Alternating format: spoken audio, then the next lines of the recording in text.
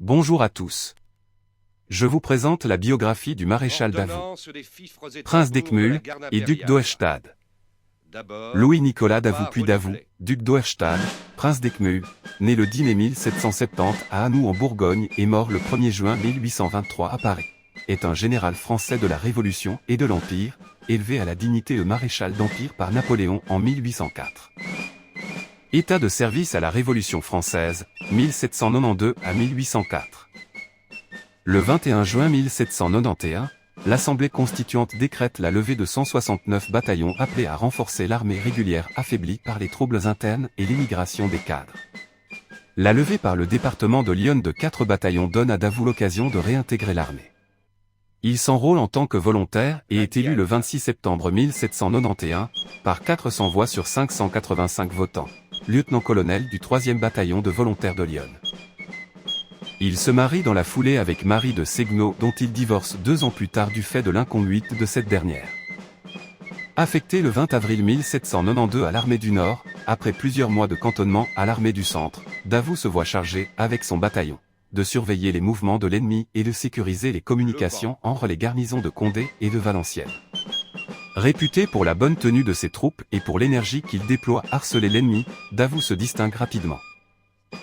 Il parvient à prendre d'assaut le château de l'Ermitage dans le secteur de Péroué en octobre 1792, poursuit vigoureusement les troupes du feld-maréchal Clerfay après la bataille de Jemappes et se signale avec son bataillon, malgré la défaite, à la bataille de Merwindale, en mars 1793.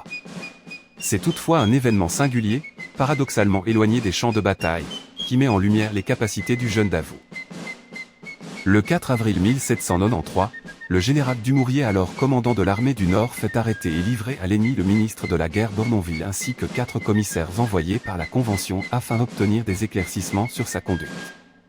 Les rumeurs de trahison se confirmant, Davout prend l'initiative alors que la confusion est générale de faire arrêter le général Dumouriez. À leur rencontre, des coups de fusil sont tirés, mais le général parvient à s'enfuir et rejoint en fugitif le camp des coalisés. Davout ne réintègre l'armée qu'après la chute de Robespierre pour prendre part, durant l'hiver 1794, au siège de Luxembourg sous les ordres du général Debrun. Reversé à l'armée de Rhin et Moselle en 1795, il participe au combat pour la prise puis la défense de Mannheim durant laquelle il est fait prisonnier avec toute la garnison, avant d'être relâché sur parole. De retour en activité en juin 1796, il rejoint l'armée du Rhin commandée par Moreau et participe à l'avance victorieuse à travers l'Allemagne mais aussi à la retraite restée célèbre qui le ramène à Kehl. C'est au cours du siège de cette ville que Davout se lie d'amitié avec Desaix, dont il reste le plus fidèle ami jusqu'à la mort de ce dernier. Campagne d'Égypte. Toute l'influence du général Desaix est nécessaire pour permettre à Davout d'être intégré à la campagne d'Égypte à venir. Affecté à l'armée d'Orient en tant que général de cavalerie, Davout embarque à Marseille à bord de l'Alceste le 16 mai 1798 à destination d'Alexandrie.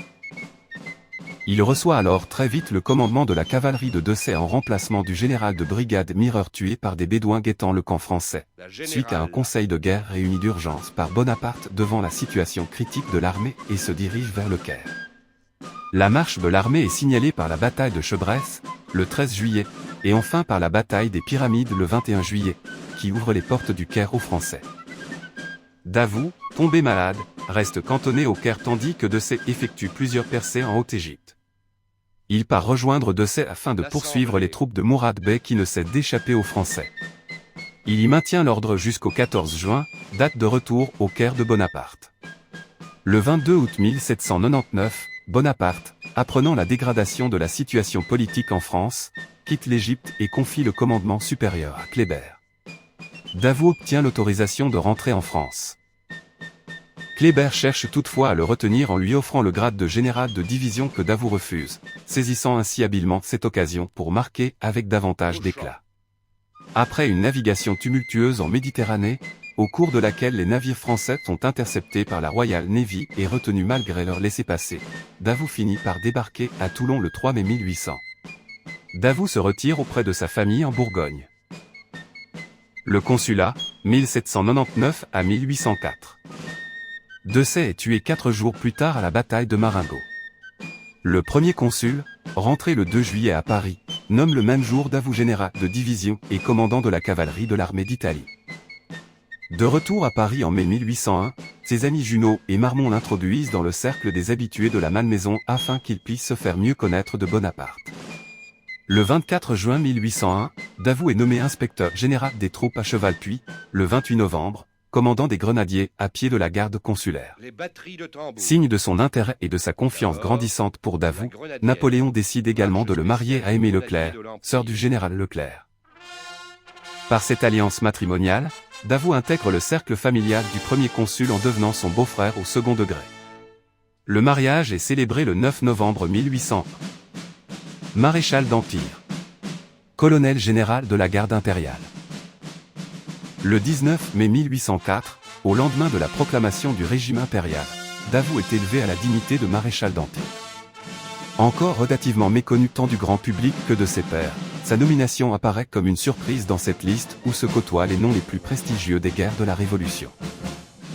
Il devient, à 34 ans, le plus jeune des maréchaux de la première promotion et l'un des 4 maréchaux à être distingué du titre de colonel général de la garde impériale.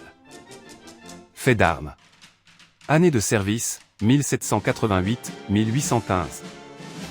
Bataille de Pozzolo, passage du Mincio, 1800.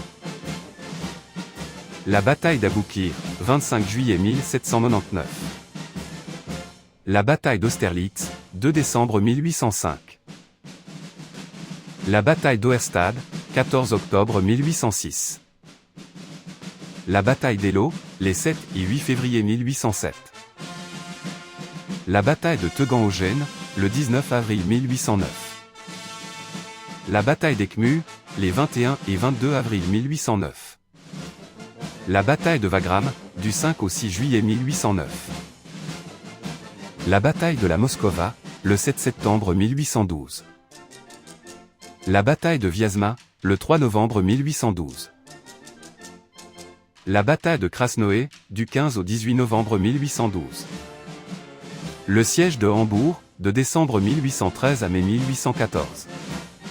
La bataille de Rocancourt, le 1er juillet 1815. Fin de carrière, 1815. Le maréchal, retiré de la vie publique, ne sort de sa retraite qu'en décembre 1815 pour assister au procès du maréchal Ney. Face à une chambre des pairs hostile, il n'hésite pas à déclarer que si la sûreté des militaires présents à Paris n'avait pas été garantie par les Alliés, il n'aurait pas signé la Convention de Saint-Cloud et aurait livré bataille. Conséquence de son soutien au prince de la Moskova, le prince d'Eckmühl est assigné à résidence le 27 décembre dans la commune de Louviers, dans l'Eure, et se voit privé de tous ses traitements. Tombe du maréchal Davout au cimetière du Père-Lachaise à Paris 1823. Le maréchal Davout est inhumé au cimetière du Père-Lachaise dans le carré des maréchaux, non loin de Masséna et auprès de sa fille Joséphine, dans une tombe se voulant simple. Hommage, nom gravé sous l'arc de triomphe de l'étoile 13e colonne, Davout.